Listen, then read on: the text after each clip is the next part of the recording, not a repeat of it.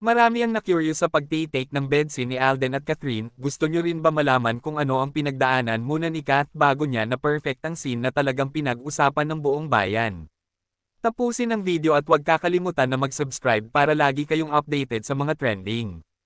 Ilang araw pa lang nga ang nakalipas mula nang ipalabas sa sinehan ang Hello Love Again, fully booked pa rin ang mga sinehan, hindi lang kasi maiwasan sa mga nakapanood na ng movie na e-share sa social media ang mga ilang eksena, lalo na yung bed scene daw nila Kat at Alden, marami ang kinilig at nasatisfied sa movie. Ganun pa man ang Kat Den fans ay gustong alamin kung gaano kahirap para kay Catherine ang ginawang eksena dahil first time ng mga fans makita ang isang Catherine Bernardo na sumabak na sa mainit na eksena kagaya na nga ng bed scene na puro bukang bibig na ng mga tao. Ayon sa isang short interview, kay Kat and Alden hindi raw naging madali ang lahat dahil marami daw kilati si Kat, kaya naman hindi talaga maiwasang makailang ulit na take, kahit ang mga co-artist niya ay nadadala sa tawa ni Kat. Pabiro pang ang sabi ni Alden, gusto mo maghanap ng kadouble natin, para sila na ang mahirapan.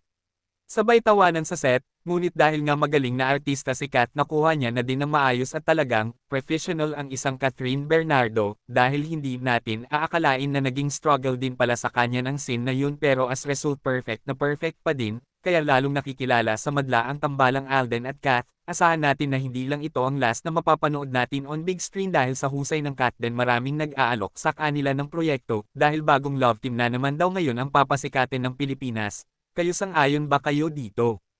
Ano ang komento mo? Malaya kang magbahagi ng iyong opinyon sa ating comment section. Maraming salamat. I like your smile. Ah, like your smile. I like how you treat life lightly. I like it too.